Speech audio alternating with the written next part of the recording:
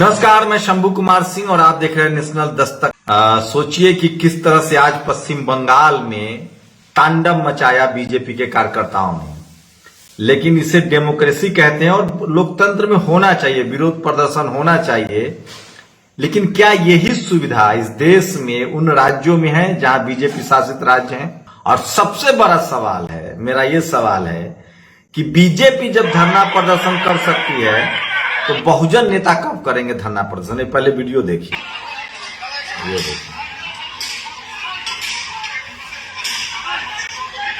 ये तस्वीरें देखिए, ये तस्वीरें आपको दिखा रहा हूं सीधे। आप सोचिए कि लाइव ये देखिए, ये तस्वीरें देखिए। तो किस तरह से आज बीजेपी शासित राज्य में सरेआम गुंडागर्दी हुई, सरेआम। और टीवी अखबार जो है वो कह रहा है कि ये डेमोक्रेसी का कत्ल है। बिल्कुल ठीक कह रहा है। प्रदर्शनकारियों पर डंडे नहीं चलने चाहिए। तो ये देखिए, इतना ही नहीं था मामला इससे आगे बढ़ा। कुछ और तस्वीरें दिखा रहा हूं आपको। मैं आप लोगों को बता दूं कि मैं इस समय दौरे पर हूं और आप सब लोगों की दोस्तों की मदद से खबरें आप तक पहुंचा रहा हूं। तो सोचिए, आप कल्पना कीजिए कि यही पर, ये देखिए,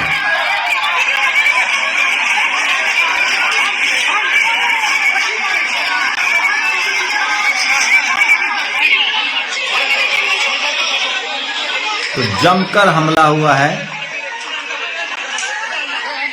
बीजेपी कार्यकर्ताओं पर हमला होना था। बीजेपी के कार्यकर्ता पश्चिम बंगाल में विरोध प्रदर्शन कर रहे थे और उसके बाद सोचिए किस तरह से दिक्कत हो रही है लाइव होने में। क्या आप लोग को आवाज मिल रही है? जरूर बताइएगा मुझे। तो ये तस्वीरें, अब शायद हम लोग ज्यादा अच्छी स्थिति में, ये तस्वीरें देखिए। तो पश्चिम बंगाल में आज मीडिया कह रही है कि बीजेपी के कार्यकर्ताओं की कुटाई हुई है, जबकि सच्चाई ये है, तस्वीरें जो सामने आ रही है उसमें साफ है कि बीजेपी कार्यकर्ताओं की पिटाई नहीं हुई है। पिटाई जो हुई है वो पुलिस वालों की पिटाई हुई है।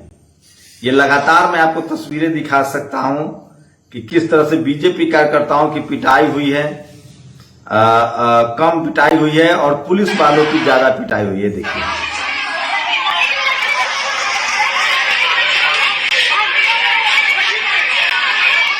ये देखिए,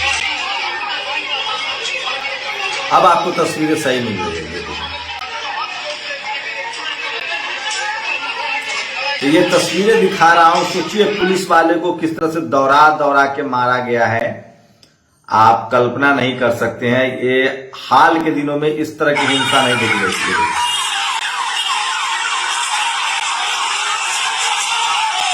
ये बीजेपी के कार्यकर्ता हैं जो पुलिस वाले को और स्थानीय लोगों को मार रहे हैं।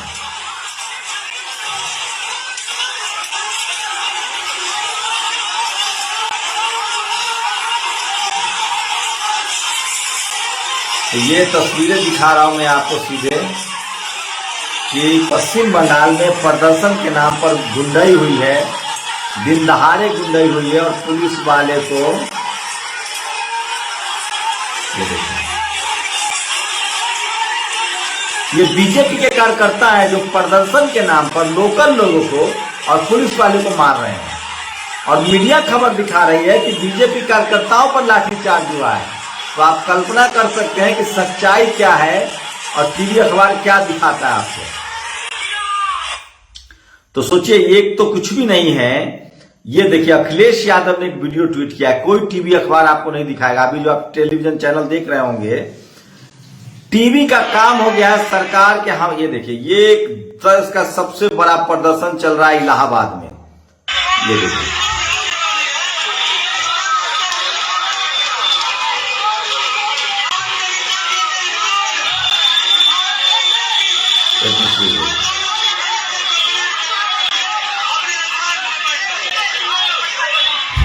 तो सोचिए इलाहाबाद में छात्रों का प्रदर्शन चल रहा है, लेकिन टीवी अखबार के पास फुर्सत नहीं है कि वो खबरें आपको दिखाएगा। लेकिन आज तो जुल्म हो गया। एक महिला सांसद ने बीजेपी की महिला सवर्ण सांसद ने बिल्किस बानो को लेकर जो कहा है वो काफी खतरनाक है। उनका कहना था कि ये मामूली बात है। सोचिए कि रेपिस्ट के पक्ष में एक महिला खड़ी है, ये देखिए। मैं जानना चाहूंगा बिल्किस बानो केस के ऊपर, इसके को अभी कुछ दिन पहले रिहा किया गया उनके राज्य में। देखिए बिल्किस बानो मालूम है उसको, आपके प्रश्न को मैं नहीं रोकती। देखिए आप, मुझे अच्छा है कि आपने ये प्रश्न पूछा, लेकिन एक छोटे से बिल्किस बानो को लेकर आप अगर महिलाओं के लिए पूरे राष्ट्रीय स्तर पर किस तरीके से एक महिला को सबल करने के लिए हमारी केंद्र सरकार ने और प्रदेश सरकार ने कार्य किया है, उसको इस छोटे से केस में अगर आप दबा के रख देंगे तो बड़ा दुर्भाग्यपूर्ण है। तो सोचिए, ये महिला इंदु गोस्वामी है, सांसद है बीजेपी की, ये कह रही है कि बिल्किस बानो का जो मामला है वो एकदम छोटा मामला है। सोचिए दलित, पिछड़े, आदिवासियों की क्या हैसियत है बीजेपी की नजरों में।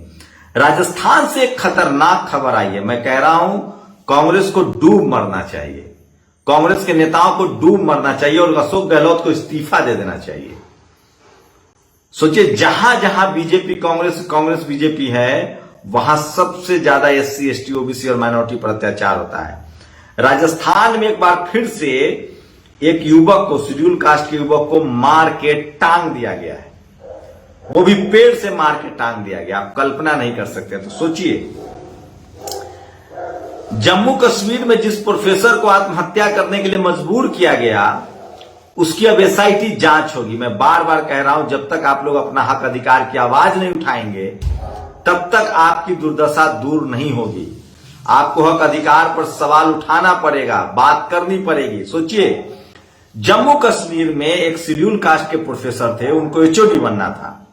25 छात्रों से कंप्लेन करवा दिया गया, 2 दिन में जांच बैठाकर जांच कर दिया गया, उनसे पूछा तक नहीं गया और उनको सुसाइड करने के लिए मजबूर कर दिया गया। यह है मनुवादियों की चाल और इसके खिलाफ आपको लड़ना पड़ेगा, बात करना पड़ेगा। राजस्थान में लगातार जातिवादी हमले में हत्याएं हो रही है। इंदर को मारा गया, जितेंद्र मेघवाल को मारा गया, एक और शेड्यूल कास्ट युवा को मार के टांग दिया गया है। इसके खिलाफ आपको बोलना पड़ेगा, सोशल मीडिया पर लिखना पड़ेगा और टीवी अखबार आपकी खबरें नहीं दिखाएगा। सोशल मीडिया पर आपको बात करनी पड़ेगी, टैग करना पड़ेगा। आज दिलीप मंडल ने इकोनॉमिक ईवीएस को लेकर कई सारे सवाल उठाए हैं। सोचिए जो लोग शराब पी के, जुआ खेल के अपनी लाचारी में गरीब हो गए, वो भी इकोनॉमिक वीकर सेक्शन में आरक्षण मांग रहे हैं और जिनको गरीब रखा गया उनके आरक्षण का ये विरोध करते हैं। सोचिए आपके घर में 2 लोग हैं, एक बच्चा को आप पढ़ने मत दीजिए और एक बच्चा को पढ़ाइए, तो होशियार कौन होगा?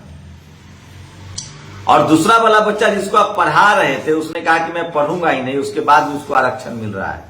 तो ये जातिवादियों का देश है और इस देश में जातिवाद खत्म करने की जिम्मेदारी एससी, एसटी, ओबीसी, माइनॉरिटी की है। एक शख्स मौर्या साहब, उन्होंने मुझे अभी फोन किया। मैंने कहा कि इस देश में शेड्यूल कास्ट के लोग एससी, एसटी, ओबीसी, माइनॉरिटी में सबसे ज्यादा संविधान और आरक्षण बचाने की लड़ाई लड़ रहे हैं। हम पर भड़क गए साहब, क्या आप गलत बोल रहे हैं? मैं अभी भी कायम हूं। इस देश में सबसे ज्यादा अगर लड़ाई कोई समाज लड़ रहा है तो वो शेड्यूल कास्ट के लोग लड़ रहे हैं, उसके बाद मुस्लिम लड़ रहे हैं, उसके बाद ओबीसी लड़ रहा है, उसके बाद ट्राइबल लड़ रहा है। ये आपको समझना पड़ेगा। तो आज पश्चिम बंगाल में जिस तरह से पुलिस की गुंडाई हुई है, पुलिस वालों को मारा गया है, वो काफी दर्दनाक है। और सोचिए बीजेपी जहां जहां विपक्ष में है वो चाहती है कि धरना प्रदर्शन हो, लेकिन जहां जहां सत्ता में है वो चाहती है कि वहां वहां धरना प्रदर्शन ना हो। तो ये सोशल मीडिया की आज बड़ी वायरल खबरें थी। आप लोग अपनी प्रतिक्रिया जरूर दीजिए। राजस्थान में एक शेड्यूल कास्ट युवक की हत्या हुई है, उसके खिलाफ बोलना पड़ेगा। जम्मू कश्मीर में जो प्रोफेसर की हत्या हुई थी उसके खिलाफ एसआईटी जांच होगी। कल 2 बड़ी खबरें बताऊंगा। बिहार में सवर्णों ने दलित समाज के बस्तियों को उजाड़ दिया है और जम्मू कश्मीर में लगातार प्रदर्शन का दौर जारी है।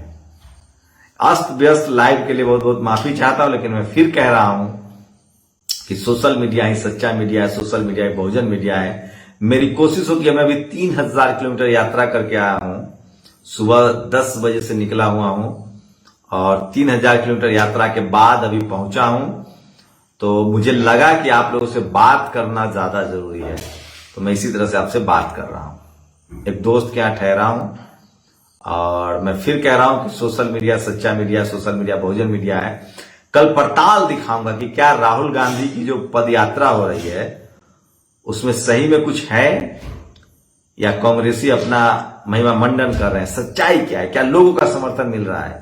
ये तो तय है कि राहुल गांधी के साथ जो नेता चल रहे हैं उसमें बहुजन समाज के लोग सबसे ज्यादा है, चाहे वो प्रदीप नरवाल हो, राजेश सिलौटिया हो। तो बहुजन समाज के लोग जो है, तो क्या कांग्रेस बदल रही है, राहुल गांधी बदलेंगे, ये सबसे बड़ा सवाल है। शुक्रिया। नेशनल दस्तक की आपसे गुजारिश है कि अगर इसको बचाना चाहते हैं तो नेशनल दस्तक को सब्सक्राइब करने के लिए रेड कलर के सब्सक्राइब बटन को दबाएं, फिर बेल आइकन की घंटी दबाएं। नेशनल दस्तक को बचाने के लिए बहुत जरूरी है कि हर खबर को शेयर करें, लाइक करें, कमेंट जरूर करें।